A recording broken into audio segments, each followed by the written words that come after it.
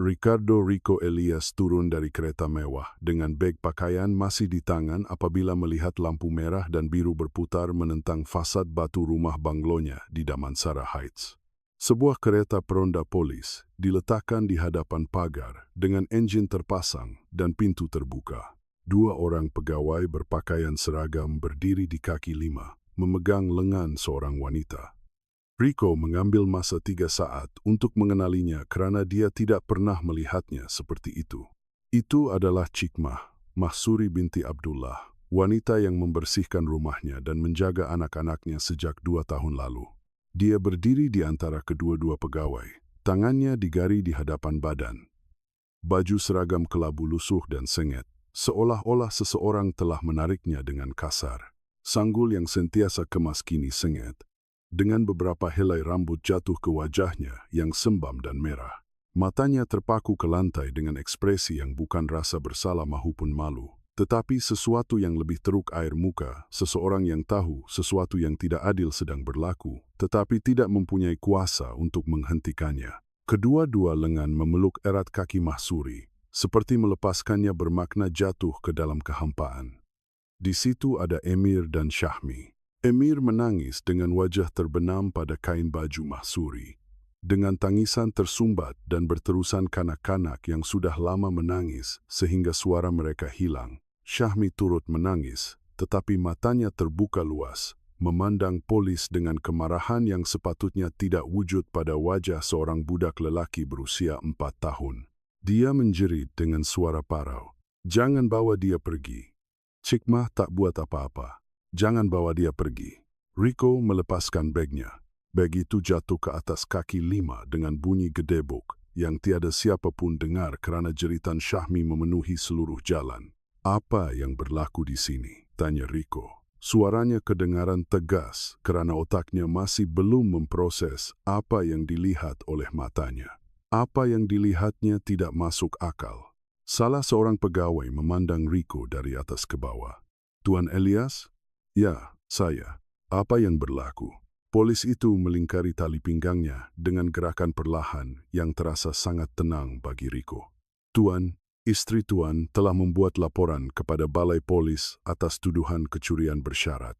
Puan Mahsuri dituduh mencuri barang kemas bernilai kira-kira 50.000 dari kediaman ini. Kami mempunyai waran untuk membawanya ke IPD." Rico berkelip. "Kecurian? Mahsuri?" Perkataan itu tidak sesuai di mana-mana dalam fikirannya. Ia seperti cuba memasukkan kepingan jigsaw ke dalam ruang yang tidak sesuai.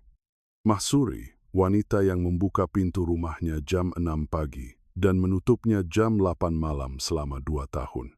Wanita yang tidak pernah memecahkan cawan, tidak pernah lewat, tidak pernah meminta kenaikan gaji walau sesen pun, yang melipat pakaian anak-anaknya dengan ketepatan yang dia sendiri tidak miliki untuk sutnya. Wanita itu kini digari di kaki lima rumahnya, dituduh mencuri barang kemas bernilai 50.000 ringgit.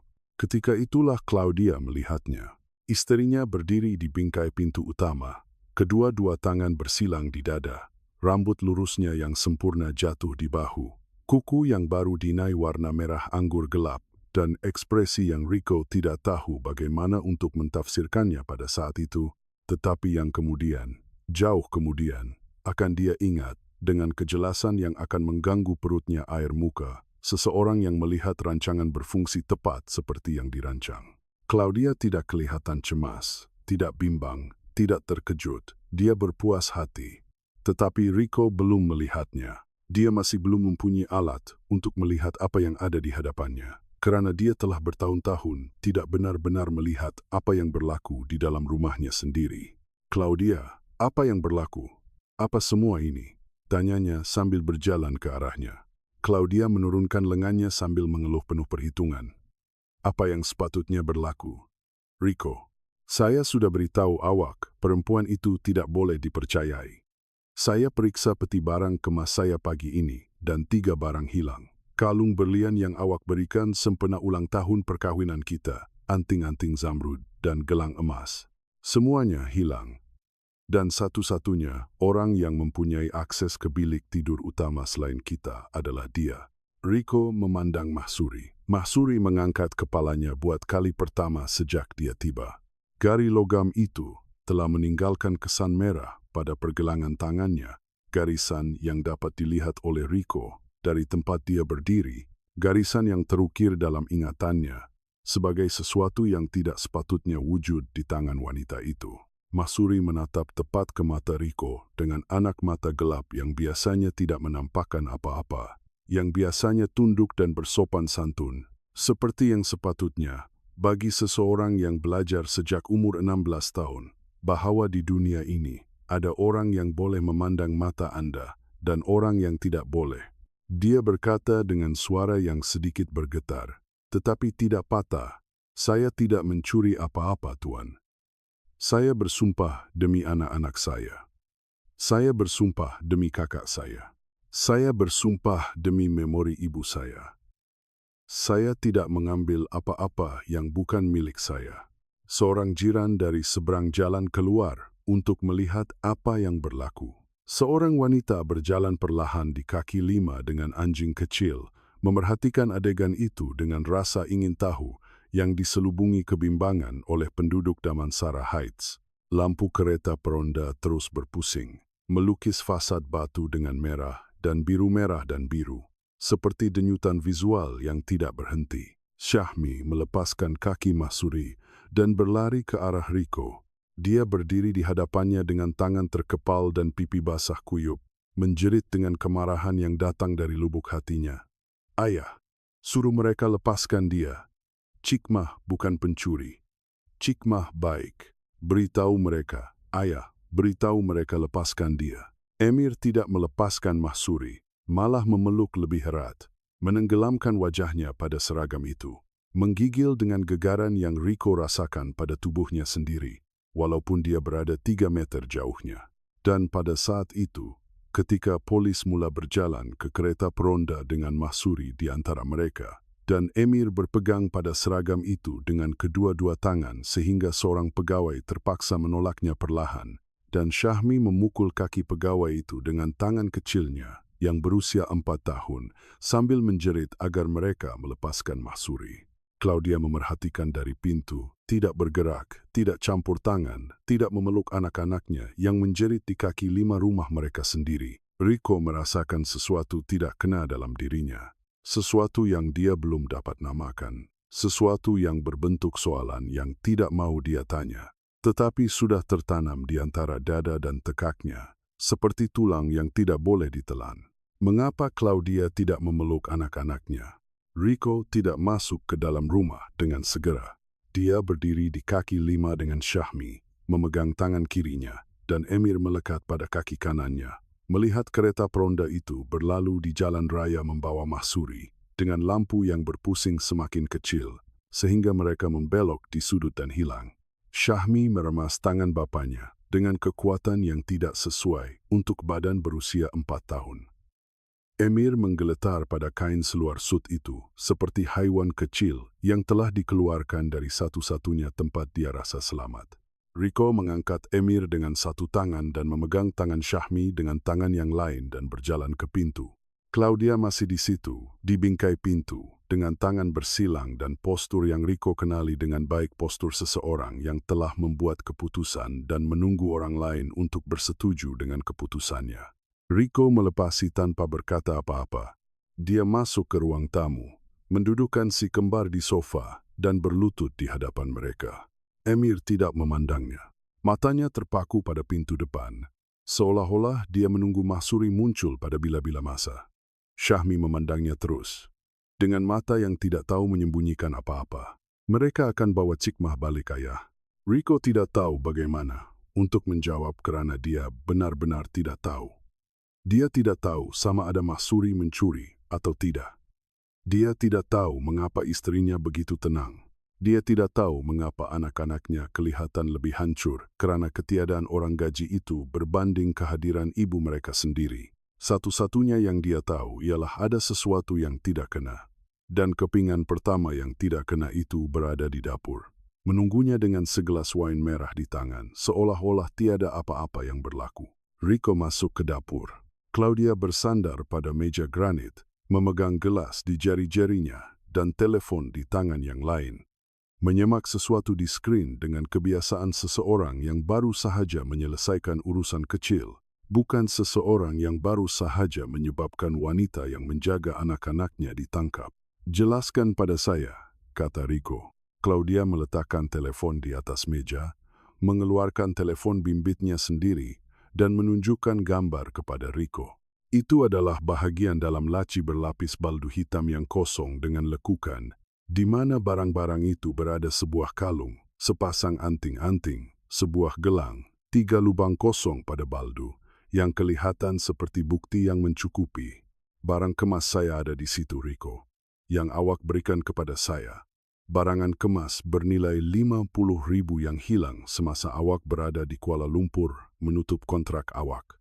Dan satu-satunya orang yang memasuki bilik tidur utama apabila saya tiada adalah dia." Rico melihat gambar itu, melihat laci itu, dan sesuatu dalam kepalanya tersangkut. Sesuatu yang kecil tetapi berterusan, seperti batu dalam kasut yang tidak boleh diabaikan walaupun Anda mahu. Laci itu bukanlah tempat Claudia menyimpan barang kemas. Dia tahu kerana dia telah membeli peti barang kemas kayu jati, yang mana Claudia menyimpan barang-barang penting. Dia menghadiahkannya sempena ulang tahun ke-10 mereka, ditempa khas oleh seorang pengrajin dari Oaxaca, dengan huruf CR terukir di penutupnya. Dan peti barang kemas itu berada di bilik persalinan, bukan di dalam laci almari. Laci dalam gambar itu adalah laci di dalam almari pakaian tempat Claudia menyimpan aksesori murah. Barang kemas perjalanan, barang yang tidak bernilai. Mengapa barang kemas bernilai 50.000 berada di laci barang kemas murah dan bukan di peti barang kemas kayu jati yang dihadiahkan kepadanya tepat untuk tujuan itu? Rico menyimpan soalan itu, tidak mengucapkannya. Sesuatu memberitahunya bahwa dia tidak sepatutnya melakukannya, bahwa dia perlu menunggu, bahwa dia perlu mengumpulkan lebih banyak kepingan sebelum menyusun jigsaw itu. Claudia menatapnya dengan dagu terangkat dan mata tertumpu, seolah-olah mencabarnya untuk meragui dirinya. Rico pergi ke pejabat, menutup pintu, duduk di kerusi kulit di hadapan meja, dan menekan matanya dengan jari-jarinya. 2 tahun. Mahsuri telah bekerja di rumah itu selama 2 tahun. 2 tahun tiba jam 6 pagi, menyediakan sarapan untuk si kembar sebelum sesiapa bangun, menyetrika baju Rico dengan berhati-hati yang dia tidak pernah minta, tetapi Mahsuri berikan juga, membersihkan setiap sudut rumah seluas 450 meter persegi tanpa mengeluh. Bertahan dengan komen Claudia tentang cara dia mengurus katil atau cara dia menyusun tuala. Tersenyum apabila Rico mengucapkan terima kasih dan menundukkan kepala apabila Claudia menyuruhnya melakukan sesuatu sekali lagi. 2 tahun tanpa satupun kesilapan, tanpa satupun kelewatan, tanpa satupun aduan daripada sesiapapun tentang apa-apa. Rico membuka komputer riba dan mencari file yang dia miliki tentang Mahsuri sejak dia mengupahnya. Semua ada di situ. Mahsuri binti Abdullah, lahir di Tebrau, 31 tahun, bujang, tiada anak, yatim piatu sejak umur 16 tahun. Ibunya meninggal dunia akibat kanser serviks di Hospital Awam, di mana dia menerima rawatan 3 bulan selepas tumor dikesan, kerana sebelum itu tiada katil tersedia. Bapaknya tidak pernah muncul. Mahsuri ditinggalkan sendirian dengan seorang adik perempuan berusia 12 tahun yang terpaksa dia jaga, beri makan dan hantar ke sekolah dengan bekerja apa sahaja yang dia dapat: membersihkan rumah, membasuh pakaian orang lain, menjual nasi lemak di jalanan pada hari Ahad, bekerja lebih masa di kedai dobi yang membayarnya di bawah gaji minimum. Adiknya, Luciana, kini berusia 22 tahun dan berada di tahun ketiga pengajian kejururawatan di Universiti Awam dengan beasiswa separa yang tidak menampung buku, pengangkutan, maupun makanan. Mahsuri membayar selebihnya. Dengan gaji pembantu rumahnya, separuh daripada gajinya, setiap 2 minggu terus masuk ke akaun Luciana supaya dia boleh terus belajar. Rico tidak pernah bertanya apa-apa mengenainya. Dia tahu namanya, jadwal kerjanya. Dia tahu dia cekap dan pendiam dan kanak-kanak itu menyayanginya. Tetapi dia tidak tahu bahwa Mahsuri telah memikul tanggung jawab yang ramai orang yang 2 kali ganda usianya tidak akan mampu tanggung sejak dia berumur 16 tahun. Dia tidak tahu bahwa setiap sen yang dia peroleh di rumah itu menampung bukan sahaja dirinya, tetapi juga seorang adik perempuan yang bergantung sepenuhnya kepada Mahsuri terus bekerja, terus membersihkan, terus bertahan. Rico menutup komputer ribanya, duduk dalam kesunyian pejabat, mendengar dari kejauhan tangisan Emir yang tidak berhenti, tangisan yang sampai melalui dinding, seperti rintihan yang diserap oleh seluruh rumah. Kemudian dia keluar dari pejabat dan berjalan ke bilik si kembar. Dia menemui mereka di katil Emir.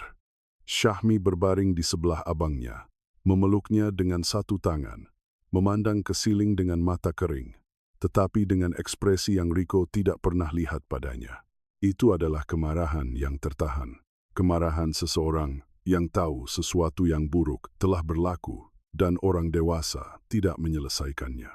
Emir terus menangis perlahan, memegang bantal rapat ke dada. Rico duduk di tepi katil. Syahmi memandangnya tanpa bergerak. "Cikma selalu jaga kami bila Mak ada dalam bilik dia," katanya dengan suara datar seperti mengatakan sesuatu yang baginya jelas seperti langit itu biru.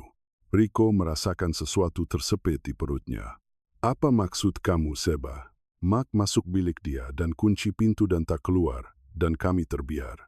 Tapi Cikmah datang, masakan kami makan malam, bacakan cerita, dan tidurkan kami setiap malam." Rico menoleh ke arah Emir, yang sudah berhenti menangis dan memandangnya dengan mata besar berwarna coklat, yang seolah-olah menyimpan perkara yang tidak patut disimpan oleh kanak-kanak berusia 4 tahun. Emir membuka mulutnya, menutupnya, membukanya sekali lagi seolah-olah perkataan itu lebih sukar baginya daripada yang mampu dibayar oleh tubuhnya. "Mak selalu jerit bila ayah tak ada, ayah," katanya perlahan. Begitu perlahan sehingga Rico terpaksa mencondongkan badan untuk mendengarnya. Tetapi perkataan itu sampai kepadanya dengan kekuatan sesuatu yang bukan baru, bukan komen santai dari kanak-kanak berusia 4 tahun, tetapi pengakuan pemalu dan takut seseorang yang telah menyimpan rahasia yang lebih berat daripada tubuhnya sendiri. Rico duduk tidak bergerak di tepi katil. Jantungnya berdenyut di pelipisnya, tangannya terasa kesemutan. Syahmi memandangnya menunggu reaksi. Emir kembali menyembunyikan wajahnya ke bantal seolah-olah dia telah mengatakan terlalu banyak dan kini ingin menghilang. Dan Rico duduk di bilik anak-anaknya, dikelilingi oleh mainan mahal dan dinding berwarna biru langit dan lampu berbentuk roket yang dibeli Claudia dari butik eksklusif kanak-kanak, menyadari sesuatu yang jatuh ke atasnya seperti sebaldi air sejuk pada waktu subuh. Dia tidak tahu apa yang berlaku di rumahnya apabila dia tiada. Bahwa perjalanan perniagaan, mesyuarat di Kuala Lumpur, kontrak di Ipoh, makan malam dengan pelabur di restoran di mana sebotol wain berharga lebih daripada gaji Mahsuri dalam seminggu. Semua itu adalah tabir tebal dan mahal di sebalik mana anak-anaknya menjalani realiti yang dia tidak pernah luangkan masa untuk lihat. Kerana mempercayai Claudia adalah mudah.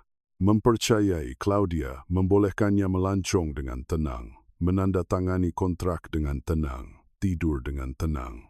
Dan kini, dengan kata-kata kanak-kanak berusia 4 tahun masih bergetar di telinganya, ketenangan itu mula bertukar menjadi sesuatu yang sangat mirip dengan rasa bersalah. Dan rasa bersalah itu sangat mirip dengan ketakutan. Dan ketakutan itu mempunyai suara perlahan Emir yang berkata, "Mak selalu jerit bila ayah tak ada. Ayah." Mahsuri menghabiskan malam itu di sel sempit Balai Polis Taman Tun Dr. Ismail, yang ukurannya kurang daripada bilik air pelawat di rumah keluarga Ilyas. Terdapat bangku konkrit rapat ke dinding, mentol kekuningan yang tidak pernah padam, dan bau pembasmi kuman bercampur dengan sesuatu yang lain, bau yang menyelinap ke dalam hidungnya dan menghalangnya daripada bernafas dengan baik. Mereka telah menanggalkan garis sebaik sahaja dia masuk, tetapi kesan itu masih ada. 2 garisan merah pada pergelangan tangan yang terasa pedih. Setiap kali dia menggerakkan tangannya, terdapat 2 wanita lagi di sel itu. Seorang tidur di lantai dengan selimut digulung di bawah kepalanya. Yang lain duduk di sudut, bertentangan memandang dinding dengan mata kosong. Mahsuri tidak berbaring. Dia duduk di bangku konkrit dengan belakang tegak dan tangan di atas lututnya dan memejamkan mata. Bukan untuk tidur, tetapi untuk berdoa. Ya Allah, bisiknya sangat perlahan, sehingga perkataan itu hampir tidak keluar dari bibirnya. Ya Allah, Engkau tahu saya tidak mengambil apa-apa. Engkau tahu, tangan-tangan ini hanya untuk bekerja dan menjaga anak-anak itu. Saya tidak meminta Engkau mengeluarkan saya dari sini. Saya hanya meminta satu perkara. Jangan ambil anak-anak itu dari saya, walaupun mereka bukan milik saya. Kerana anak-anak itu tiada orang lain selain saya apabila ayah mereka tiada, dan saya tiada orang lain selain mereka. Air mata mengalir di pipinya tanpa dia melakukan apa-apa untuk menyekanya. Ia jatuh ke atas seragam kelabu yang masih berbau rumah Elias. Bau pelembut kain yang dia gunakan untuk pakaian si kembar. Bau roti canai yang dia panaskan pagi itu untuk sarapan kanak-kanak sebelum semuanya runtuh. Dan sementara Mahsuri berdoa di sel konkrit 14 km jauhnya di sebuah rumah di Damansara Heights, yang bernilai lebih daripada apa yang dia peroleh dalam 300 nyawa, Emir dan Syahmi tidak tidur. Rico telah menidurkan mereka jam 9 malam, memakaikan mereka pijama dengan kekok seseorang yang tidak ingat mana untuk siapa, dan memberitahu mereka bahwa semuanya akan baik-baik sahaja dengan suara yang dia sendiri tidak percaya. Dia memadamkan lampu. Jam 9.30 malam, Emir mula menangis. Bukan tangisan yang kuat, tetapi rengekan berterusan, perlahan, berirama, seperti bunyi sesuatu yang pecah perlahan-lahan. Rico pergi ke bilik dan duduk di sebelahnya. Emir tidak memandangnya, matanya terbuka, tetapi terpaku pada pintu bilik, menunggu seseorang yang tidak akan datang. Nak air tanya Rico. Emir menggeleng tanpa mengalihkan pandangannya dari pintu. Nak ayah bacakan sesuatu? Satu lagi gelengan. Nak apa, anak? Emir mengerutkan keningnya, dan dagunya berkerut dengan ekspresi yang dibuat oleh kanak-kanak apabila mereka hendak mengatakan sesuatu yang menyakitkan mereka. Nak cik mah, kata Emir. Rico merasakan perkataan itu masuk ke dadanya, seperti jarum kecil yang menusuk satu persatu di tempat yang dia tidak tahu wujud. Syahmi duduk di katilnya sendiri di seberang bilik, dengan tangan bersilang dan mata kering. Dia tidak menangis, tetapi dia juga tidak bercakap, dan dia tidak menyentuh pinggan makan malam yang Rico bawa naik sejam yang lalu. Nugget ayam dan nasi yang sejuk dan tidak terusik di atas pinggan plastik bergambar dinosaur. Seba, awak kena makan sesuatu, kata Rico. Saya tak lapar, tapi awak perlu makan malam. Saya takkan makan malam sampai mereka bawa Cikma balik. Katanya dengan ketegasan yang sama seperti orang dewasa mengisytiharkan mogok. Tanpa drama, tanpa rengekan, tanpa rundingan. Itu adalah keputusan yang dibuat oleh kanak-kanak berusia 4 tahun yang telah menemui satu-satunya cara bantahan yang dibenarkan oleh tubuhnya. Tidak makan sehingga dunia kembali seperti sedia kala. Rico turun ke dapur dengan pinggan yang tidak terusik di tangan. Claudia duduk di meja bar dengan gelas wine kedua dan telepon di tangan. Apabila dia melihat Rico masuk dengan pinggan penuh, dia mengangkat sebelah kening. Dia tak nak makan malam, kata Rico, dan meletakkan pinggan di atas meja bar dengan bunyi kering yang menyebabkan Claudia mengangkat matanya dari skrin. Dia akan oke. Mereka merajuk sebab rindu orang gaji itu. Budak-budak cepat lupa pada usia itu. Rico memandangnya. Claudia, kanak-kanak itu hancur. Emir tak berhenti menangis. Dan Syahmi enggan makan sebab mereka sudah biasa orang gaji itu memanjakan mereka. Beri apa sahaja yang mereka minta. Manjakan mereka seperti anak sendiri. Sebab itu mereka jadi macam ni. Esok awak belikan mereka mainan nanti dia oke. Rico mengatup rahangnya. Sesuatu naik di dadanya. Campuran frustrasi dan sesuatu yang lebih gelap. Sesuatu yang serupa dengan syakwa sangka, tetapi dia masih belum berani menamakannya. Claudia, saya perlukan awak jelaskan sesuatu. Peti barang kemas yang saya berikan pada awak, yang kayu jati itu, yang saya tempah dari oak saja dengan inisial awak. Di mana ia? Di bilik persalinan, tempat yang sepatutnya, jawab Claudia tanpa berkelip. Dan kenapa barang kemas itu ada di laci almari dan bukan di peti barang kemas? Claudia meneguk wine sebelum menjawab. Kadang-kadang saya simpan di sana apabila saya tergesa-gesa. Saya tak selalu letakkannya dalam peti barang kemas. Jawabannya pantas, terlalu pantas, seperti sesuatu yang sudah disediakan, siap untuk dikatakan pada saat yang tepat apabila seseorang mengajukan soalan itu. Rico memandangnya selama 3 saat tanpa berkata apa-apa. Claudia mengekalkan pandangan matanya. Tiada getaran, tiada berkelip mata lebih, tiada setitik keraguan dalam matanya. Dan itulah, tepatnya, yang mengesahkan kepada Rico bahwa ada sesuatu yang tidak kena. Kerana orang yang mengatakan kebenaran akan ragu-ragu, tergagap, bercanggah dalam butiran kecil, mencari dalam ingatan, tetapi orang yang berbohong mempunyai jawaban yang siap, licin, dibungkus seperti hadiah yang hanya perlu disampaikan. Rico naik ke pejabat, mengunci pintu, menghidupkan komputer dan masuk ke sistem kamera keselamatan yang dia pasang setahun lalu, apabila terdapat beberapa rompakan di kawasan perumahan itu. 6 kamera, 1 di pintu masuk, 1 di taman, 1 di dapur, 1 di koridor tingkat 2, 1 di ruang tamu, dan 1 di bilik persalinan yang Claudia tidak tahu kewujudannya. Kerana Rico memasangnya semasa dia pergi bercuti dengan kawan-kawannya di Pulau Langkawi. Dia sendiri terlupa tentang kamera itu sehingga saat ini. Sistem itu menyimpan rakaman berterusan selama 30 hari. Rico memilih 48 jam terakhir dan mula menyemak. Kamera dapur menunjukkan Mahsuri menyediakan sarapan jam 5.50 pagi semalam. Sendirian, dalam senyap, memotong buah, memanaskan susu, meletakkan 2 pinggan roti canai dengan pisang yang dihiris di atas meja sebelum sesiapa bangun. Kamera ruang tamu menunjukkan si kembar menonton televisyen dengan Mahsuri duduk di antara mereka. Emir bersandar pada lengannya. Syahmi menerangkan sesuatu dengan tangannya. Claudia tidak kelihatan. Kamera koridor menunjukkan Claudia keluar dari bilik tidurnya jam 11 pagi. Lalu di hadapan bilik si kembar tanpa berhenti, menuruni tangga sambil memegang telepon. Dan kemudian Rico sampai pada rakaman jam 2 petang semalam. Kamera bilik persalinan, dan apa yang dia lihat membuat mulutnya kering dan tangannya sejuk. Claudia memasuki bilik persalinan sendirian, melihat ke belakang untuk memastikan tiada siapa mengikutinya.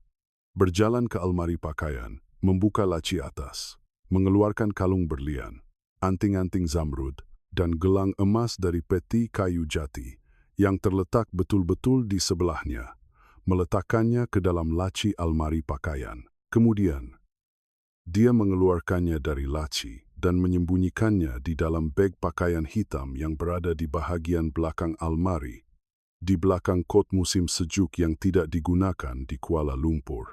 Claudia telah mengeluarkan barang kemasnya sendiri dari peti barang kemas, memindahkannya ke laci, kemudian mengeluarkannya dari laci dan menyembunyikannya di dalam beg pakaian. Dan kemudian dia menelepon polis untuk melaporkan bahwa ia telah hilang dari laci. Rico menjeda rakaman itu. Image Claudia kekal beku di skrin dengan beg pakaian hitam di tangannya dan ekspresi di wajahnya yang akan diingati Rico setiap malam selama beberapa bulan akan datang sebelum tertidur. Itu adalah ekspresi tertumpu dan metodik seseorang yang sedang memasang perangkap. Tiada keraguan, tiada kekaburan, tiada ruang untuk tafsiran lain. Laporan itu palsu, direka, dan wanita yang mereka-reka sedang minum gelas wain ketiganya di dapur bawah, sementara wanita tidak bersalah yang dia hantar ke penjara tidur di sel konkrit dengan kesan gari masih merah di pergelangan tangan. Rico bersandar pada sandaran kerusi dan memandang skrin yang gelap dengan tangan terbuka di atas meja dan tekanan di dada yang bukan kesakitan atau kemarahan, tetapi sesuatu yang lebih sejuk, lebih mendalam, lebih mirip dengan apa yang dirasakan seseorang apabila mereka mendapati orang yang paling mereka percayai di dunia telah menipu mereka sambil memandang mata mereka.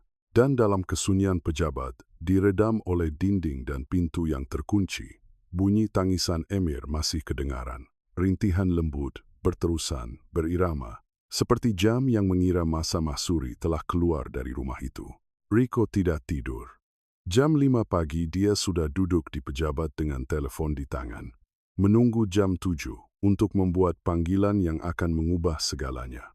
Tepat jam 7, dia menelepon nombor Datuk Hisham Rashid, peguam jenayah yang telah mengeluarkan separuh sektor perniagaan Kuala Lumpur daripada masalah undang-undang. Hisham menjawab pada deringan kedua dengan suara serak seseorang yang belum minum kopi pertamanya. Rico tidak meminta maaf atas masa itu. Hisham, saya perlukan awak keluarkan seseorang dari IPD Taman Tun Dr. Ismail hari ini, pagi ini, sekarang. Dia menjelaskan segala-galanya dalam 4 menit. Laporan palsu, laci yang tidak sesuai, rakaman yang menunjukkan Claudia menggerakkan barang kemasnya sendiri. Hisham mendengar tanpa menyampuk, dan pada akhirnya berkata, "Hantar video itu ke email saya. Dalam 2 jam dia akan keluar." Rico menutup telepon, mengekspor rakaman bilik persalinan ke file, menghantarnya melalui email, dan memandang bar kemajuan penghantaran, seolah-olah sesuatu yang jauh lebih besar daripada file video sedang diputuskan pada bar itu. Kemudian dia turun ke dapur. Claudia belum bangun lagi, si kembar juga belum, rumah itu sunyi. Kesunyian berat rumah-rumah besar, di mana sesuatu yang buruk baru sahaja berlaku dan dinding masih mengingatinya. Rico membuat kopi. Dia tidak tahu cara menggunakan mesin kopi kapsul yang dibeli Claudia 6 bulan lalu. Jadi dia mencari di pantry dan menemui balang kopi segera yang disimpan Mahsuri untuk dirinya sendiri. Kopi murah yang dia sediakan setiap pagi jam 5.50. Sebelum sesiapa bangun, Rico meletakkan 1 sudu ke dalam cawan, menuangkan air panas, dan meminumnya sambil berdiri di sebelah tingkap. Ia pahit dan cair, dan ia adalah kopi terbaik yang dia minum dalam beberapa minggu. Kerana ia adalah kopi pertama yang dia sediakan sendiri di dapurnya sendiri dalam tempoh yang terlalu lama untuk diingati. Jam 9.15 pagi, telepon berdering. Itu Hisham.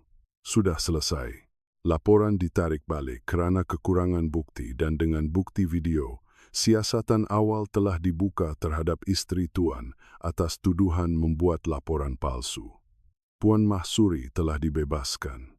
Tuan boleh menjemputnya. Rico mengambil kunci kereta dan keluar dari rumah tanpa berkata apa-apa kepada Claudia. Dia memandu ke IPD dengan tangan mengepal erat pada stereng dan simpul ditekak yang tidak hilang walaupun dia terus menelan. Bangunan IPD itu berwarna kelabu, berbentuk segi 4 dengan cat mengelupas di fasad dan papan tanda logam yang tertulis Polis Diraja Malaysia dengan huruf yang pernah berwarna emas. Rico meletakkan kereta secara parkir 2 lapis, masuk dan memberikan namanya di kaunter pendaftaran. Dia menunggu 12 menit di bilik yang berbau kertas lama dan lantai yang baru dibilas. Kemudian pintu belakang terbuka dan Mahsuri muncul. Dia berjalan perlahan dengan langkah pendek, seolah-olah badannya terasa lebih berat daripada yang sepatutnya. Dia memakai seragam kelabu yang lusuh dan sengit. Sanggulnya benar-benar terlerai. Rambutnya terurai jatuh di bahunya, dengan cara yang Rico tidak pernah lihat padanya, kerana dia sentiasa mengikatnya dengan disiplin yang tidak membenarkan pengecualian. Matanya bengkak dengan kelopak mata merah dan berat, dan lingkaran hitam menandakan bayang-bayang gelap di bawah tulang pipinya yang membuatnya kelihatan 10 tahun lebih tua daripada 31 tahun usianya. Dan pada pergelangan tangannya, kesan merah gari telah menjadi 2 garisan keunguan yang kelihatan seperti gelang yang tiada siapa mahu pakai. Mahsuri melihatnya dan berhenti. Dia memandangnya dengan mata gelap yang biasanya tidak mendedahkan apa-apa, tetapi kini penuh dengan sesuatu yang Rico tidak dapat kenal pasti dengan segera. Ia bukan rasa terima kasih, ia bukan kelegaan, ia sesuatu yang lebih rumit, sesuatu yang serupa dengan rasa malu kerana telah dilihat di tempat yang dia tidak sepatutnya berada. Tuan Elias, katanya, dan suaranya kedengaran serak haus, seolah-olah pita suaranya telah tegang sepanjang malam, sama seperti pergelangan tangannya. Rico tidak tahu apa yang perlu dikatakan.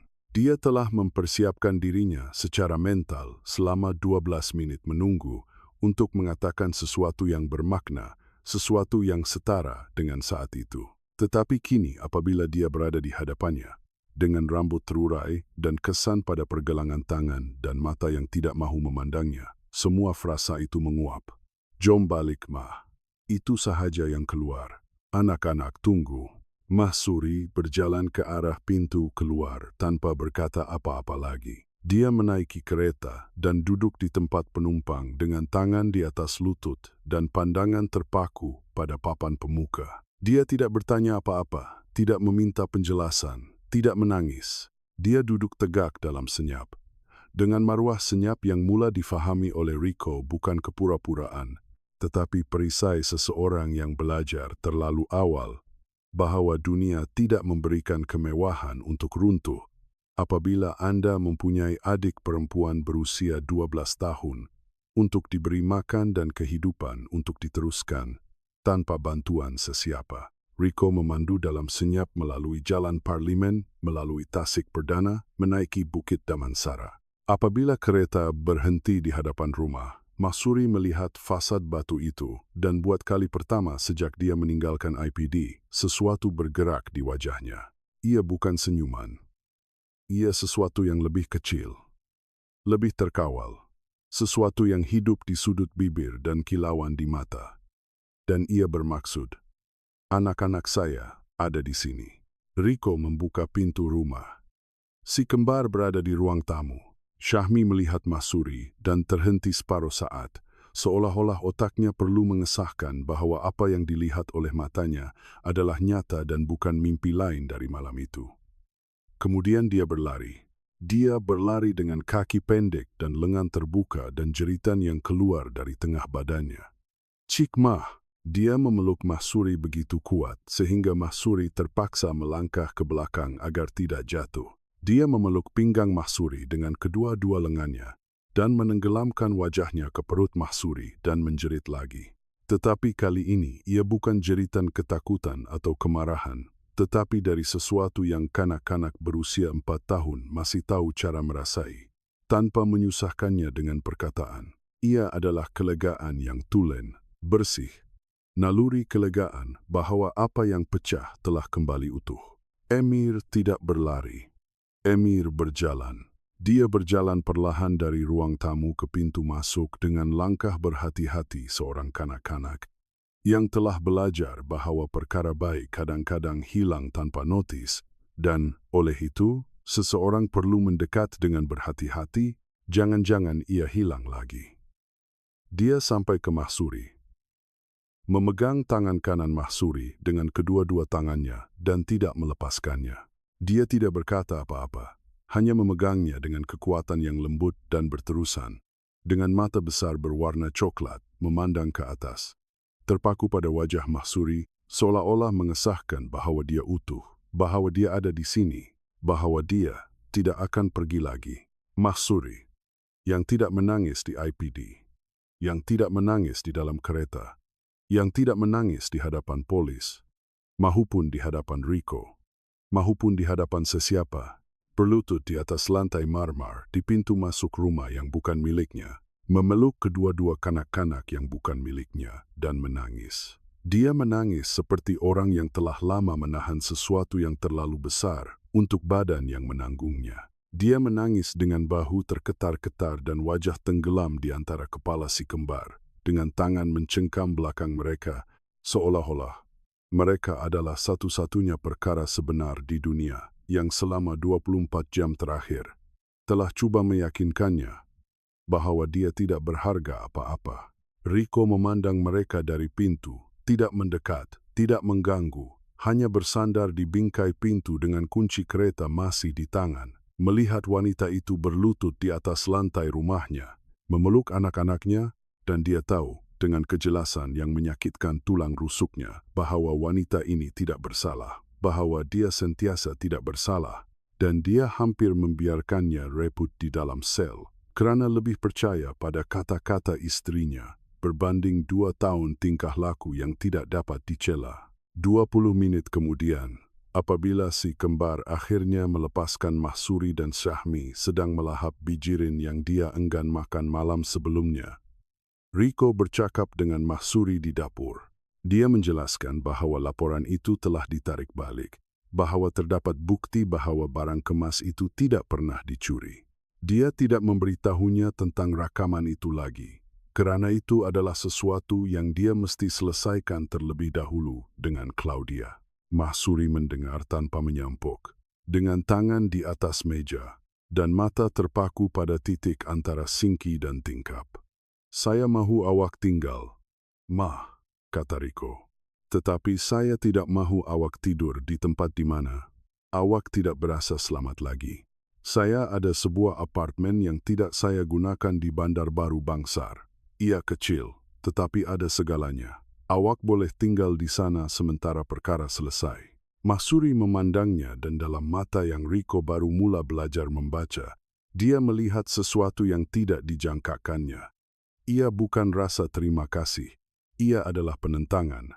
"Tuan, saya sangat berterima kasih atas apa yang Tuan lakukan, tetapi saya tidak perlukan sedekah. Saya hanya mahu kembali bekerja, melakukan apa yang sentiasa saya lakukan. Itu sahaja yang saya perlukan." Riko menggaru tengkuknya. "Mah, ini bukan sedekah. Ini sekurang-kurangnya yang saya terhutang selepas apa yang berlaku." Mahsuri menggeleng. Penolakan yang perlahan, tegas, tanpa permusuhan, tetapi tanpa ruang untuk rundingan. "Tuan tidak berhutang apa-apa kepada saya. Saya datang ke sini untuk bekerja, bukan untuk menerima bantuan." Syahmi yang menyelesaikan perdebatan itu tanpa menyadarinya. Dia masuk ke dapur dengan mangkuk bijirin kosong di tangan, meletakkannya di atas meja bar, dan berkata dengan kepastian yang menghancurkan kanak-kanak yang tidak memahami kebanggaan atau kelas sosial. Cik Mah dah nak tinggal ke? Sebab Emi kata kalau Cik Mah pergi lagi, dia ikut Cik Mah." Mahsuri memandang Syahmi, kemudian memandang ke ruang tamu, di mana Emir duduk di sofa dengan kaki ditarik ke atas dan tangan memeluk lutut, memandang ke arah dapur dengan mata yang tidak memerlukan perkataan untuk mengatakan apa yang mereka katakan. Dan Mahsuri menerima apartemen itu, bukan untuk Riko, tetapi untuk kanak-kanak berusia 4 tahun yang tidak boleh hidup dalam ketakutan bahawa satu-satunya orang yang membuatnya berasa selamat akan hilang sekali lagi di bahagian belakang kereta peronda polis. Riko menunggu sehingga si kembar tertidur. Jam 9 malam, dan Mahsuri telah menidurkan mereka di katil Emir, kedua-duanya bersama, kaki terjerat, dan lengan mencari antara satu sama lain, seperti yang dilakukan oleh kanak-kanak kembar yang berkongsi lebih daripada sekadar hari lahir. Mahsuri membacakan mereka sebuah cerita yang dia cipta pada masa itu tentang seekor beruang yang kehilangan sarangnya dan menemukannya semula. Emir tertidur sebelum beruang itu sampai ke mana-mana, dan Syahmi bertahan sehingga akhir dengan mata separuh tertutup dan tangan memegang lengan baju Mahsuri. Apabila kedua-dua mereka bernafas dengan irama panjang dan lembut kanak-kanak yang akhirnya boleh melepaskan badan mereka, Mahsuri bangun tanpa bersuara dan keluar dari bilik. Riko menunggunya di koridor. Dia memberi isyarat dengan kepalanya, dan Mahsuri faham bahawa dia mesti pergi. "Selamat malam, Tuan," katanya, dan menuruni tangga dengan langkah senyapnya. Seolah-olah kakinya telah belajar untuk tidak berat, supaya tidak mengganggu sesiapa. Riko mendengar pintu depan tertutup, kemudian berjalan ke ruang tamu, di mana Claudia duduk dengan kaki bersilang, telepon di tangan, dan segelas wain putih di atas meja kopi.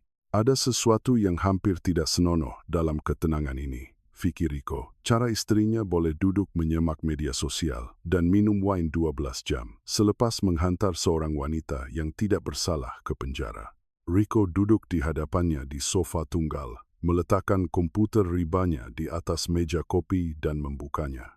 Skrin menyala dengan imej yang dijeda dari rakaman bilik persalinan. Claudia membelakanginya di hadapan almari pakaian dengan laci terbuka. Claudia melihat skrin itu, Gelas wine berhenti separuh jalan antara meja dan bibirnya, dan sesuatu berubah dalam matanya. Sesuatu yang berlangsung kurang dari 1 saat, tetapi Rico dapat tangkap karena dia sedang mencarinya. Itu adalah berkelip mata yang berlebihan, kontraksi yang hampir tidak kelihatan di sudut mata kirinya, mikrogerakan seseorang yang baru sahaja melihat sesuatu yang dia tidak tahu wujud. "Awak tak tahu ada kamera di bilik persalinan?" tanya Rico. "Itu bukan soalan." Claudia meletakkan gelasnya perlahan di atas meja, terkawal, seolah-olah kawalan adalah perkara terakhir yang tinggal, dan dia bertekad untuk tidak melepaskannya. "Rico, saya boleh jelaskan." "Awak tak perlu jelaskan apa-apa. Saya dah nampak semuanya, Claudia. Awak keluarkan barang kemas awak sendiri dari peti barang kemas, awak pindahkan ke laci, kemudian awak keluarkannya dari laci, dan sembunyikan di dalam beg pakaian hitam di belakang kot musim sejuk. Dan kemudian, awak telepon polis untuk mengatakan ia telah hilang dari laci. Awak reka rompakan yang tidak pernah wujud untuk memenjarakan Mahsuri. Kesunyian yang menyusul tidak lama, tetapi padat, tebal, jenis yang menetap di antara 2 orang. Apabila salah seorang daripada mereka tahu bahwa kebenaran tidak lagi mempunyai tempat untuk bersembunyi, dan yang lain sedang menunggu untuk melihat, menunggu untuk keluar dari runtuhan. Claudia cuba mempertahankan diri buat kali terakhir. "Wanita itu menjauhkan anak-anak saya daripada saya, Rico. Setiap hari dia lebih mengawal mereka. Dia memasak untuk mereka, memandikan mereka, membacakan mereka cerita, meraihkan segala-galanya. Anak-anak saya sendiri memanggil saya Claudia, dan dia dipanggil Cikma dengan senyuman yang tidak pernah mereka berikan kepada saya.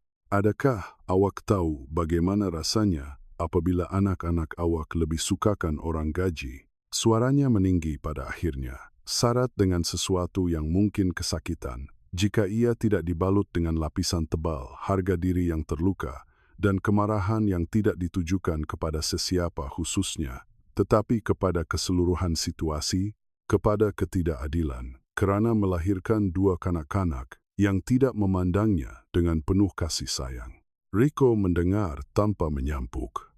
Apabila dia selesai, dia hanya berkata 1 ayat, "Dan sebab itu awak hantar dia ke penjara." Claudia tidak menjawab. Dia terus menatap skrin komputer riba, dengan bibir tertutup rapat dan tangan mencengkam tepi bantal sofa, dan kemudian kemarahan mengalahkan lakonannya. "Sebab ya, Rico, sebab ya. Sebab wanita itu merampas satu-satunya perkara yang menjadi milik saya di rumah ini. Awak tak pernah ada. Awak melancong dan menandatangani kontrak, dan tiba berbau lapangan terbang, dan awak fikir dengan membayar bil awak sudah selesai. Saya terperangkap di sini sendirian dengan 2 kanak-kanak yang tidak mendengar cakap saya dan seorang pekerja rumah yang memberikan mereka semua yang saya tidak tahu cara untuk berikan. Awak fikir ia mudah? Awak fikir ia tidak menyakitkan saya?" Ketika itulah Syahmi muncul di pintu masuk ruang tamu. Kedua-dua mereka tidak mendengar dia turun tangga. Dia berkaki ayam dengan pijama berjalur biru yang Mahsuri pakaikan sejam yang lalu, dan rambutnya kusut seorang budak lelaki yang terjaga kerana bunyi yang sepatutnya tidak dia dengar. Dia berdiri di bingkai pintu, memandang ibunya dengan mata yang tidak tahu menyembunyikan apa-apa, dan mengatakan sesuatu yang menyebabkan udara di ruang tamu terasa sesak. "Mak, saya tak takut mak kerana Cikma," kata Syahmi. "Saya takut mak sebab mak jerit dan lempar barang." Suara Syahmi tidak bergetar, tidak menjerit, tidak menangis. Dia bercakap dengan kejelasan yang bersih dan menakutkan seorang kanak-kanak berusia 4 tahun yang mengatakan sesuatu yang telah lama disimpan dan akhirnya menemui jalan keluar. Claudia membeku. Mulutnya sedikit terbuka dan tangannya longgar di atas bantal seolah-olah kekuatannya telah ditarik secara mengejut. Rico memandang anaknya. "Barang apa yang awak lempar, Syah?" "Pinggan," kata Syahmi, "dan gelas. Dan sekali mak lempar alat kawalan TV ke dinding dan ia pecah. Dan mak jerit kuat, jerit sangat sampai Emi sakit perut dan dia sembunyi di belakang Cikma sebab Cikma satu-satunya yang tak jerit." Rico merasakan sesuatu runtuh di dalam dirinya, sesuatu yang bukan dinding atau struktur, tetapi sesuatu yang lebih hassas, lebih mendalam. Idea bahwa rumahnya adalah tempat yang selamat untuk anak-anaknya. Dia berpaling ke arah komputer riba. Tangannya bergerak sendiri. Dia membuka rakaman 3 bulan terakhir, kamera ruang tamu, dapur, koridor tingkat 2, dan mula menonton rakaman dari 14 Oktober. Claudia di dapur menjerit pada Syahmi kerana menumpahkan segelas jus. Jeritan itu sangat kuat, sehingga mikrofon kamera mendistorsi bunyi. Syahmi kaku dengan jus mengalir di tangannya. Emir, yang duduk di seberang meja, turun dari kerusi dan berlari ke pintu dapur. Kamera koridor menangkapnya berlari ke atas tangga, masuk ke bilik utility di mana Mahsuri sedang menyetrika dan memeluk kakinya. Mahsuri melepaskan setrika, mengangkat Emir dan memeluknya rapat ke dadanya, tanpa bertanya apa-apa, kerana dia tidak perlu bertanya. Rakaman 2 November. Claudia di ruang tamu bercakap di telepon. Si kembar meminta sesuatu yang tidak jelas. Claudia menyuruh mereka diam. Syahmi berterusan. Claudia bangun dari sofa, mengambil pinggan seramik yang berada di atas meja kopi dan melemparkannya ke dinding ruang makan. Pinggan itu pecah berkecai. Emir menutup telinganya dengan tangan dan meringkuk di sofa dengan mata tertutup. Syahmi berdiri memandang ibunya dengan tangan terkepal dan rahang tegang. Claudia kembali ke telepon, seolah-olah tiada apa yang berlaku. 3 menit kemudian, kamera koridor menunjukkan Mahsuri menuruni tangga, masuk ke ruang tamu, mengutip serpihan pinggan dengan tangannya supaya kanak-kanak itu tidak terpotong, dan membawa kedua-dua si kembar ke dapur, di mana dia menyediakan pinggan roti jala dengan kacang, dan memainkan filem pada tablet semasa mereka makan duduk di pangkuannya. Rakaman 19 November. Claudia menaiki tangga sambil memegang telepon. Si kembar mengikutinya meminta sesuatu. Claudia masuk ke biliknya, mengunci pintu. Si kembar ditinggalkan di luar di koridor, duduk di lantai. Emir bersandar pada dinding dengan lutut ditarik ke dada. Syahmi mengetuk pintu 3 kali. Tiada siapa membuka. Mereka duduk di koridor selama 47 menit, sehingga Mahsuri naik, menemui mereka di situ, berlutut di sebelah mereka, dan membawa mereka ke bilik, di mana dia membacakan cerita sehingga mereka tertidur. 47 menit. 2 kanak-kanak berusia 4 tahun duduk di koridor di hadapan pintu berkunci, menunggu ibu mereka membenarkan mereka masuk. Rico berhenti menonton rakaman. Bukan kerana tiada lagi, tetapi kerana dia tidak tahan lagi. Tangannya menggeletar di atas papan kekunci. Matanya terasa panas dengan sesuatu yang bukan hanya tangisan, tetapi kemarahan-kemarahan yang sejuk dan senyap yang menetap di tengah dadanya, seperti bongkah hais yang tidak akan cair dengan apa-apa. Dia menutup komputer riba, memandang Claudia. Dia menatap lantai dan tangan di atas lutut, tidak bergerak. Seolah-olah dengan berhenti bergerak, dia boleh berhenti wujud di ruang tamu, di mana segala yang dia bina selama bertahun-tahun sedang runtuh. Dan Rico, dengan suara yang paling perlahan dan paling tegas yang pernah dia gunakan, berkata, "Awak menuduh Mahsuri sebagai bahaya kepada anak-anak kita. Awak hantarnya ke sel, memasang gari di hadapan Emir dan Syahmi. Dan sepanjang masa bahaya itu adalah awak." Claudia tidak mengangkat pandangan, tidak berkata apa-apa. Dia tidak ada apa untuk dikatakan kerana kebenaran. Direkodkan pada 6 kamera dan dalam suara kanak-kanak berusia 4 tahun yang berkaki ayam di pintu ruang tamu. Dan terhadap gabungan itu tiada pembelaan, tiada penjelasan, tiada gelas wine, tiada kuku yang dicat, tiada gaun mahal yang boleh melindunginya. Syahmi masih berdiri di bingkai pintu. Rico berjalan ke arahnya, berlutut dan memeluknya. Syahmi membiarkannya. Dia tidak membalas pelukan pada mulanya, hanya berdiri kaku, dengan tangan di sisi, seolah-olah dia sedang menilai sama ada pelukan itu adalah pelukan yang kekal atau pelukan yang hilang apabila ayah perlu menaiki kapal terbang. Tetapi selepas beberapa saat, dia mengendur, menyandarkan kepalanya di bahu Rico dan memejamkan mata. Dia tidak menangis. Kanak-kanak yang telah belajar untuk tidak menangis di hadapan orang dewasa yang menjerit mengambil masa yang lama, untuk menangis semula di hadapan orang dewasa yang memeluk. Tetapi dia memejamkan mata dan itu sudah cukup buat masa ini. Keesokan harinya, Rico menelepon 3 orang. Yang pertama adalah Datuk Hisham Rashid, peguamnya. Hisham, saya mahu cerai dan saya mahu hak penjagaan. Yang kedua adalah Dr. Lechumi Devi, seorang ahli psikologi kanak-kanak yang disyorkan oleh pakar pediatrik si kembar, seorang wanita dengan suara lembut dan cermin mata tebal yang telah bekerja selama 20 tahun dengan kanak-kanak yang telah mengalami perkara yang sepatutnya tidak dialami oleh mana-mana kanak-kanak. Yang ketiga adalah Mahsuri. Dia memintanya untuk kembali ke rumah, bukan sebagai pelawat, bukan sebagai bantuan, tetapi dengan kontrak rasmi, gaji baru, insurans kesehatan sokso, dan syarat-syarat yang dia inginkan.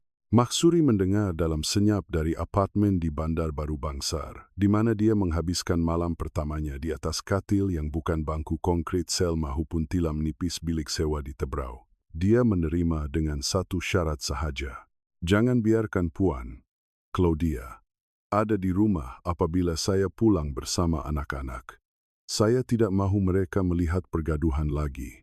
Claudia pergi pada minggu itu juga.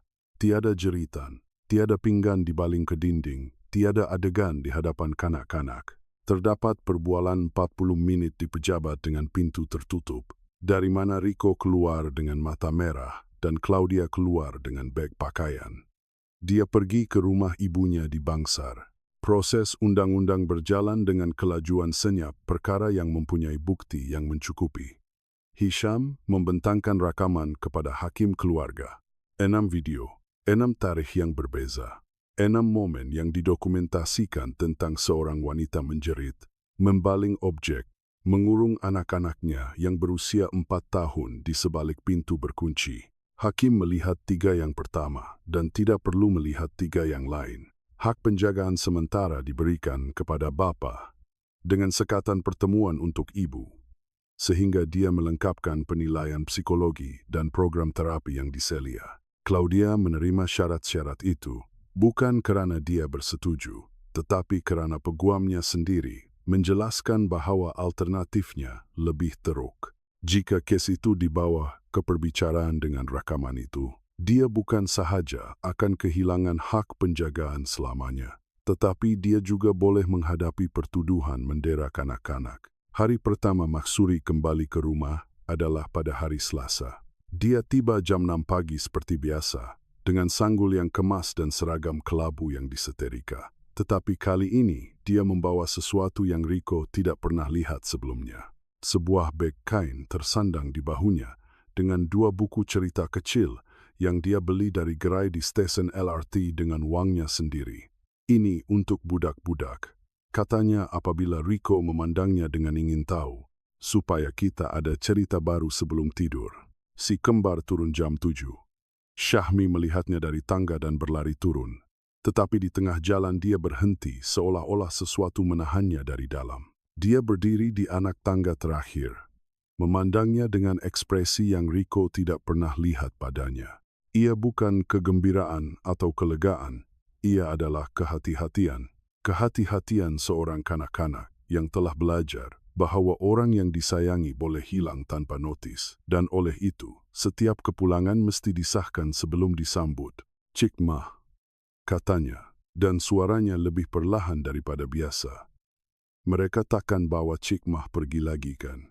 Mahsuri berlutut di hadapannya dan menatap tepat ke matanya. Tak, anakku, tiada siapa akan bawa Cik Mah pergi. Cik Mah di sini. Syahmi mengangguk sekali di kepala seperti menutup urusan dan memeluknya. Emir turun kemudian, dia tidak berlari. Dia berjalan dengan langkah berhati-hati yang merupakan caranya mendekati dunia. Dia berhenti kira-kira 1 meter dari Mahsuri dan memandangnya dengan mata besar berwarna coklat yang sentiasa kelihatan, sedang mengira sama ada selamat untuk mendekat atau tidak. Mahsuri tidak bergerak, tidak menghulurkan tangan, tidak memanggilnya. Dia hanya berdiri di situ, berlutut menunggu, kerana dia tahu sesuatu yang Rico mula pelajari. Kanak-kanak yang ketakutan tidak boleh didesak. Mereka mesti dibiarkan datang apabila mereka bersedia, mengikut masa mereka, mengikut rentak mereka, dengan kepastian bahwa tiada siapa akan menarik mereka, menolak mereka, atau menjerit pada mereka jika mereka terlalu lambat.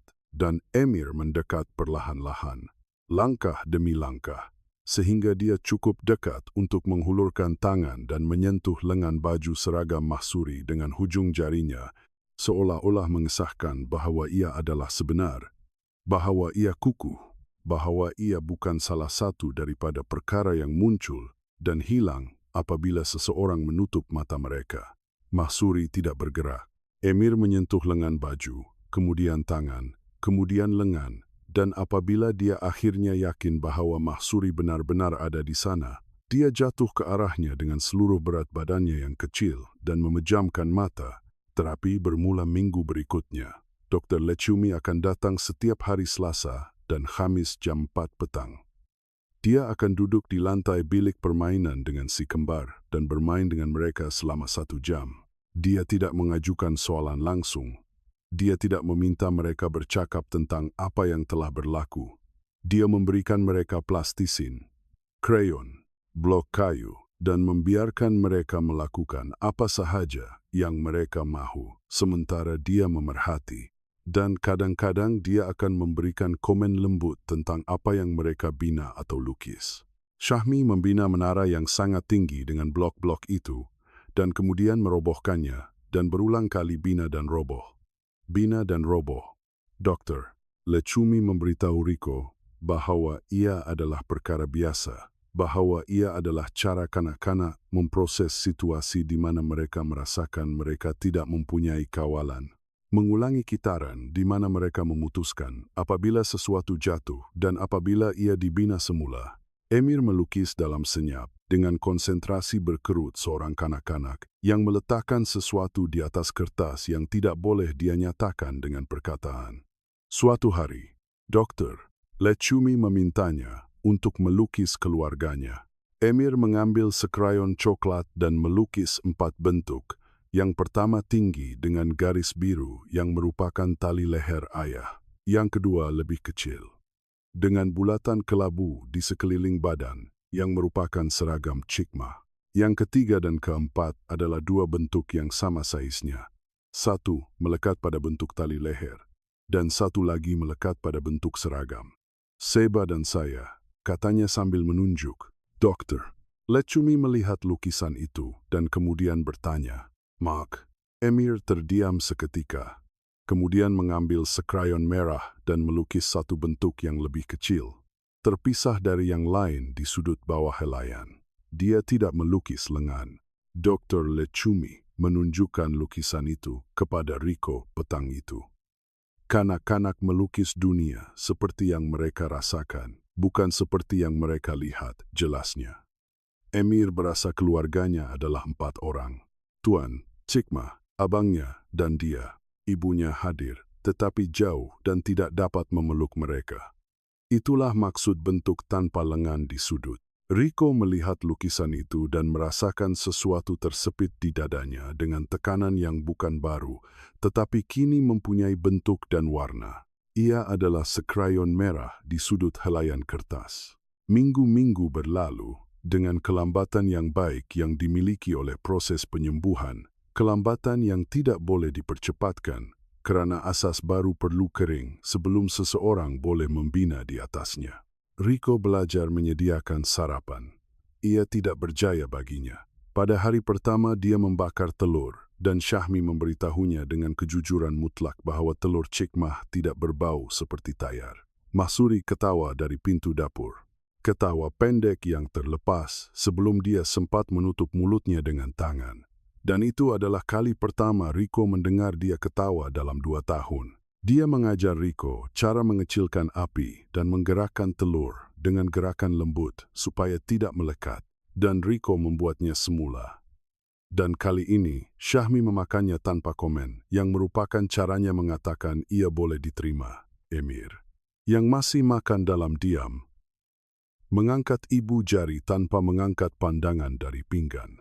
Dan ibu jari yang terangkat itu terasa lebih baik bagi Rico daripada mana-mana kontrak yang ditandatangani di mana-mana pejabat di dunia.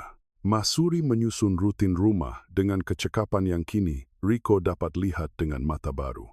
Ia bukan sekadar kebersihan dan keteraturan, ia adalah struktur, ia adalah keboleh ramalan, ia adalah pembinaan berhati-hati tentang persekitaran, di mana dua kanak-kanak berusia 4 tahun boleh tahu apa yang akan berlaku seterusnya.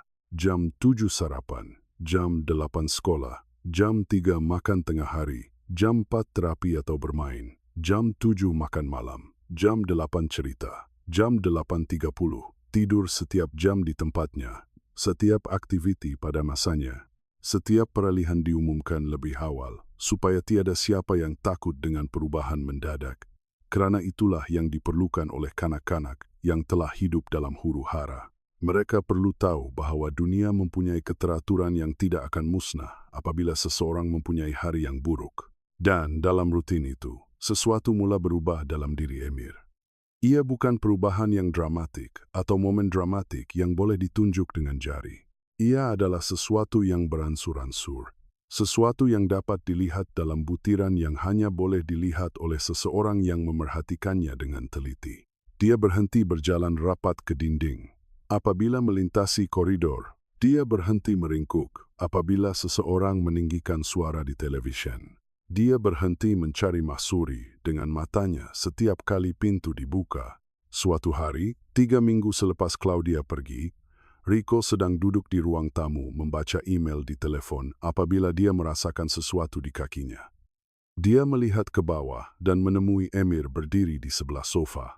Dia memandangnya dengan mata besar, tetapi tanpa ketakutan, tanpa kehati-hatian, tanpa penilaian berterusan yang dia lakukan sebelum mendekati mana-mana orang dewasa selain Mahsuri. "Ayah, boleh bacakan cerita?" Rico meletakkan telepon di atas meja, meletakkannya dengan skrin menghadap ke bawah dan berkata, "Tentu sahaja, Em. Cerita apa sahaja yang awak mahu." Dan Emir tersenyum. Senyuman kecil, hampir tidak kelihatan, yang mengerutkan sudut matanya dan menaikkan pipinya 0,5 sentimeter. Tetapi ia ada di situ, dan Rico tahu senyuman itu adalah perkara pertama yang benar-benar penting yang dia bina di rumah itu.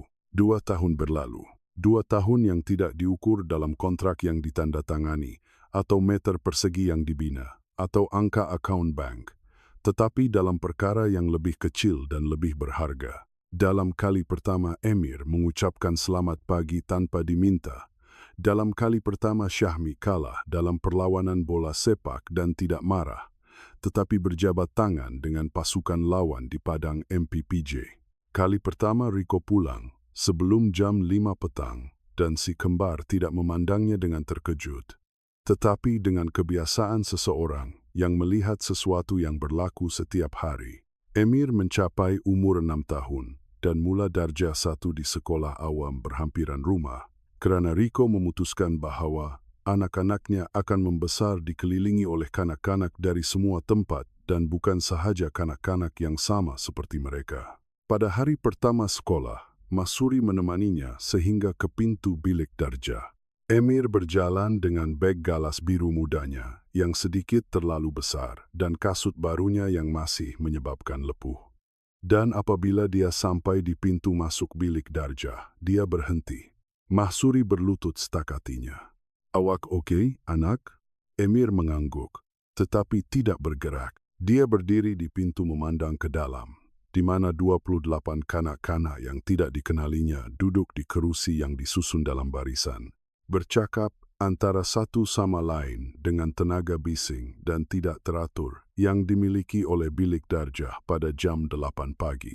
Mahsuri melihat di matanya sesuatu yang dia kenali kerana dia telah melihatnya berkali-kali dalam 4 tahun terakhir. Momen tepat apabila Emir memutuskan sama ada untuk bersembunyi atau maju. Sebelum ini, dia sentiasa bersembunyi di belakang kakinya, atau di belakang perabot, atau di belakang kesunyian, yang merupakan tempat perlindungan tertuanya. Tetapi kali ini, Emir melakukan sesuatu yang berbeza. Dia menyesuaikan tali beg galasnya dengan kedua-dua tangan, Dia menarik nafas sekali melalui mulut dan berjalan ke dalam, sendirian, tanpa berpaling, tanpa meminta Mahsuri menemaninya. Dia berjalan ke kerusi kosong di barisan kedua, duduk, dan meletakkan tangannya di atas meja. Mahsuri berdiri di pintu melihatnya dan merasakan sesuatu mengendur di dadanya. Sesuatu yang telah dia bawa selama 4 tahun dengan kekuatan senyap seseorang yang memegang sesuatu yang rapuh tanpa diminta. Kebimbangan berterusan bahwa kanak-kanak ini akan terperangkap selamanya di sebalik ketakutannya sendiri. Tetapi Emir duduk di kerusi itu dengan belakang tegak dan tangan diam, memandang ke hadapan, menunggu guru memulakan ucapan. Dan apabila guru bertanya siapa yang mahu memperkenalkan diri dahulu, 3 tangan terangkat. Salah satunya adalah milik Emir. Guru itu menunjuk kepadanya. Emir berdiri. "Nama saya Emir Elias," katanya. Dan suaranya jelas, tanpa getaran, tanpa gagap yang dialaminya selama berbulan-bulan selepas Claudia pergi. "Saya berumur 6 tahun. Saya tinggal dengan ayah, Abang Seba, dan Cikmah, dan saya suka melukis." Dia duduk. 2 orang budak perempuan bertepuk tangan. Seorang budak lelaki dari barisan belakang bertanya siapa Cikmah. Emir memandangnya dan berkata dengan kesederhanaan seseorang yang mengatakan sesuatu yang begitu jelas, sehingga dia tidak faham mengapa ia perlu dijelaskan. "Dia orang yang menjaga saya." Mahsuri tidak mendengar ini kerana dia sudah menjauhkan diri dari pintu. Tetapi apabila guru memberitahunya melalui telepon petang itu, dia terpaksa duduk di kerusi dapur dan menekan matanya dengan jari-jarinya kerana sesuatu naik di tekaknya yang tidak membenarkannya bercakap. Syahmi memasuki sekolah yang sama, tetapi dia menyesuaikan diri dengan cara Syahmi menyesuaikan diri dengan segala-galanya, seolah-olah dunia adalah tempat yang menunggunya dan bukannya sebaliknya. Dalam minggu pertama, dia sudah mempunyai 4 kawan. Pada minggu kedua, dia sudah berada dalam pasukan bola sepak sekolah. Dia bukan yang paling mahir dengan bola, tetapi dia yang paling banyak berlari dan paling banyak menjerit. Dan kanak-kanak lain mengikutinya kerana terdapat sesuatu dalam diri Syahmi yang membuat orang ramai mahu berada di pihaknya. Dan dia mempunyai tabiat yang guru pendidikan jasmani sebutkan kepada Riko pada mesyuarat ibu bapa yang pertama. Setiap kali kanak-kanak yang lebih muda jatuh semasa waktu rehat, Syahmi adalah yang pertama berlari untuk mengangkat mereka. Dia tidak melakukannya dengan dramatik atau menunggu orang lain melihat. Dia melakukannya dengan kebiasaan seseorang yang tahu bagaimana rasanya berada di lantai dan oleh itu tidak akan pernah meninggalkan orang lain di situ. Guru itu berkata, dia tidak pernah melihat kanak-kanak berusia 6 tahun dengan gabungan tenaga dan empati ini. Riko tersenyum apabila mendengarnya. Tetapi di dalam dia merasakan sesuatu yang bukan hanya kebanggaan, tetapi juga beban mengetahui bahwa empati itu tidak datang dari ketiadaan, bahwa Syahmi telah belajar untuk melindungi orang lain, kerana selama bertahun-tahun dia terpaksa melindungi abangnya daripada sesuatu yang tidak sepatutnya dihadapi oleh mana-mana kanak-kanak.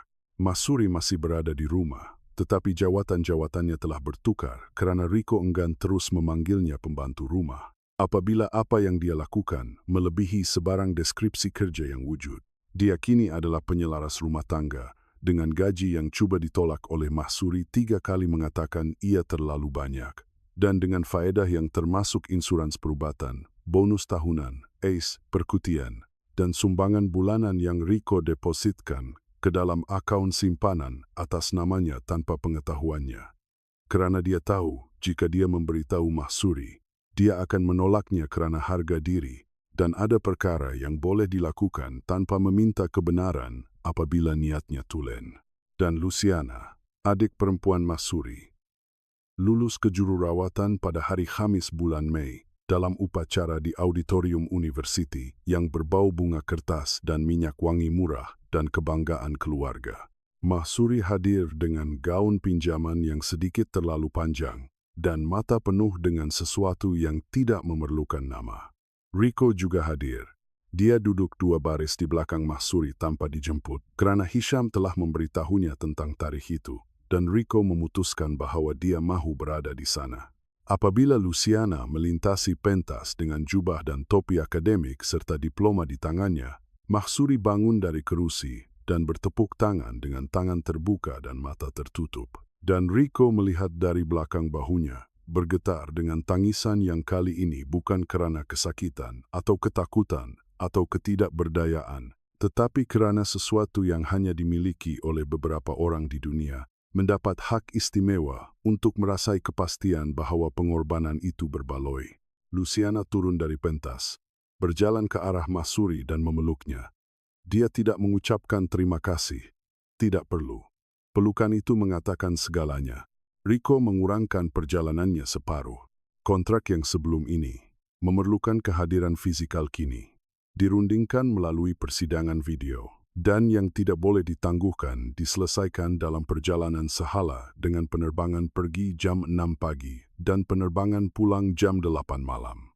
Rico telah memahami sesuatu yang tidak diajar di mana-mana sekolah perniagaan maupun seminar kepimpinan.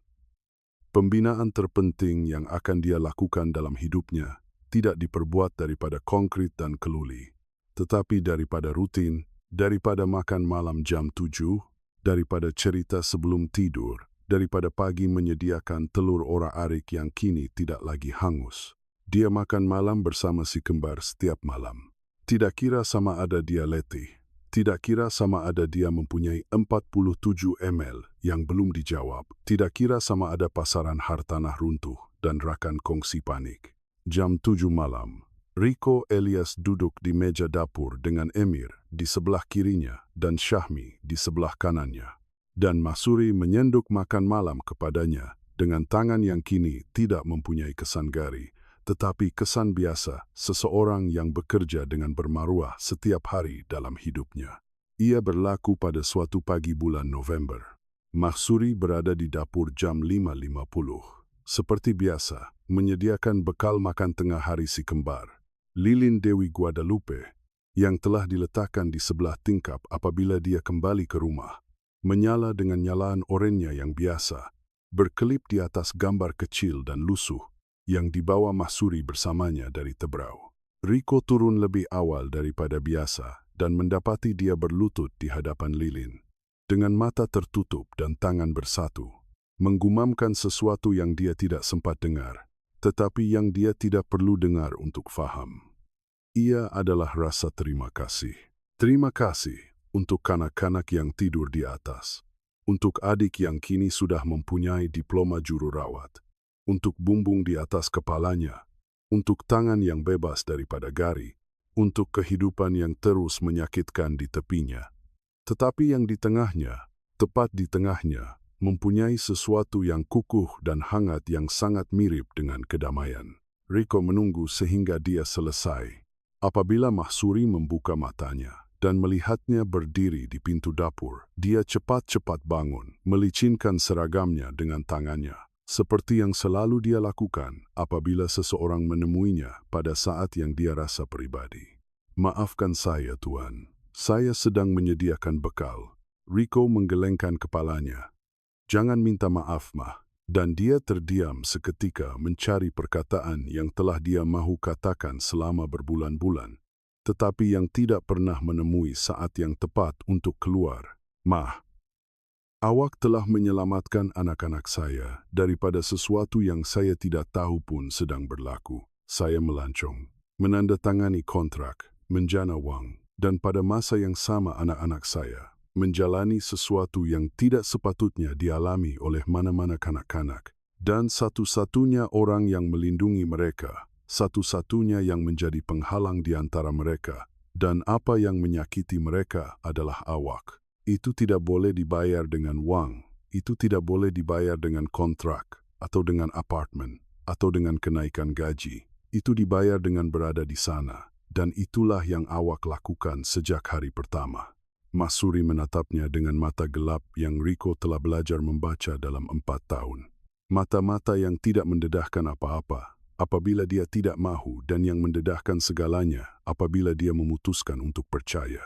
Dan apa yang mereka dedahkan pada saat itu adalah sesuatu yang ringkas, sesuatu yang tidak memerlukan hiasan atau upacara kedamaian. "Terima kasih, Tuan," kata Mahsuri. Dan dia kembali menyediakan bekal. Ia adalah hari Sabtu.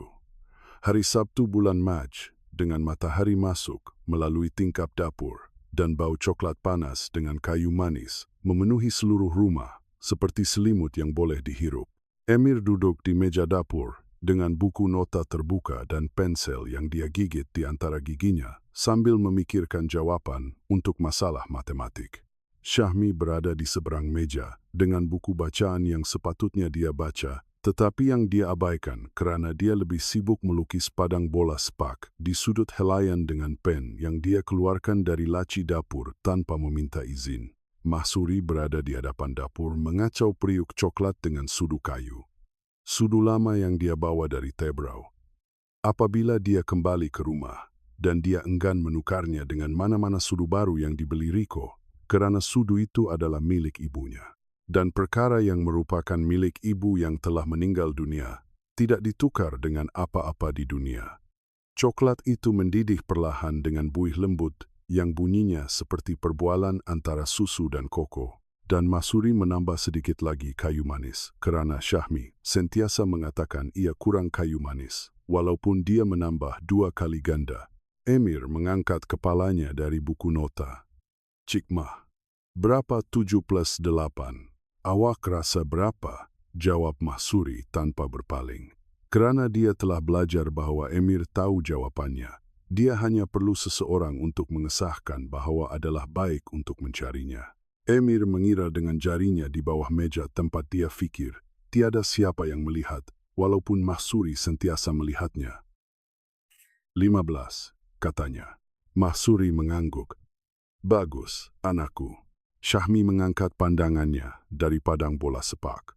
"Saya dah tahu lama dah," katanya, dengan daya saing yang bukan kesombongan, tetapi cara Syahmi memberitahu abangnya bahwa dia juga mampu. Emir tidak menjawab. Hanya tersenyum dan terus menulis.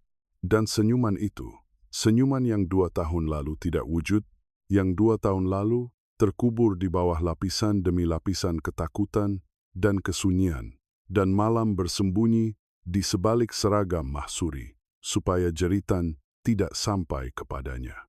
Senyuman itu kini muncul tanpa usaha, tanpa meminta izin, tanpa perlu mengesahkan terlebih dahulu sama ada selamat untuk tersenyum. Pintu depan terbuka, bunyi langkah di ruang legar. Riko muncul di pintu dapur dengan baju sut dilipat di lengannya. Sama seperti malam 2 tahun lalu, apabila dia pulang dari perjalanan dan menemui kereta peronda di hadapan rumahnya. Tetapi kali ini tiada lampu merah atau biru, tiada gari, tiada jeritan atau tangisan. Tiada apa-apa yang sepatutnya tiada di sana. Hanya anak-anaknya melakukan kerja rumah dan Mahsuri mengacau coklat. Dan matahari petang melukis dapur dengan warna emas yang sangat mirip dengan ketenangan. "Ayah balik awal," kata Syahmi tanpa mengangkat pandangan dari lukisannya. "Ya," jawab Riko. "Saya tak suka balik lewat lagi." Dia menanggalkan kasutnya, melonggarkan tali lehernya, dan duduk di meja di antara kedua-dua si kembar. Mahsuri menuangkan secawan coklat kepadanya tanpa diminta, kerana selepas 4 tahun dia sudah tahu bahawa Riko minum coklat panas pada hari Sabtu, walaupun dia tidak pernah mengatakannya dengan lantang. Kerana ada perkara yang orang yang menjaga akan pelajari tanpa sesiapa mengajar mereka. Riko menyesapnya. Ia panas, manis, dengan sentuhan kayu manis yang Syahmi sentiasa tuntut dan yang mengingatkan Riko tentang sesuatu yang dia tidak dapat namakan, tetapi yang terasa seperti kembali ke tempat di mana seseorang pernah menjadi kanak-kanak dan percaya tempat itu sudah tidak wujud lagi. Dapur sunyi, tetapi bukan kesunyian berat rumah di mana seseorang takut. Bukan kesunyian tegang di dapur, di mana perkataan seterusnya boleh menjadi jeritan. Ia adalah kesunyian yang baik. Kesunyian yang wujud apabila tiada siapa perlu bercakap untuk mengetahui bahwa keadaan baik, apabila badan rileks dan tangan sibuk dan udara berbau coklat dan kayu manis dan rumah. Emir selesai kerja rumahnya, menutup buku notanya, dan bersandar pada lengan Riko dengan kebiasaan seseorang yang tidak perlu meminta izin untuk mendekat. Syahmi terus melukis padang bola sepaknya dengan tumpuan arsitek miniatur. Mahsuri membasuh periuk dan meletakkannya untuk kering di sebelah tingkap, di mana lilin itu terus menyala. Seperti ia menyala setiap pagi, seperti ia akan terus menyala selagi Mahsuri mempunyai tangan untuk menyalakannya dan sesuatu untuk disyukuri. Dan Riko duduk di meja dapur yang kosnya hanya sebahagian kecil daripada kos meja makan formal yang kini tidak digunakan lagi, dengan kedua-dua anaknya di sisi dan secawan coklat di tangannya, memahami sesuatu yang rekaman kamera telah ajarkan kepadanya. Tetapi yang baru kini, dalam kesunyian hari Sabtu ini, dia selesai fahami sepenuhnya. Bahwa kebenaran tidak hanya direkodkan pada kamera, bahwa kebenaran yang paling penting sentiasa ada di mata dua kanak-kanak yang tiada siapa berhenti untuk melihat. Di mata Emir yang bersembunyi kerana takut, di mata Syahmi yang menjerit kerana tiada orang lain yang melakukannya, di mata Mahsuri yang menjaga kerana dia tidak tahu cara lain untuk mencurahkan kasih sayang yang berlebihan. Kerana kadang-kadang bukti yang paling kuat bukanlah dalam rakaman, bukan dalam file, bukan di mahkamah. Ia terdapat dalam cara seorang kanak-kanak mencari tangan seseorang apabila dia takut. Dan tangan itu, tangan yang sentiasa ada, adalah satu-satunya kebenaran yang penting.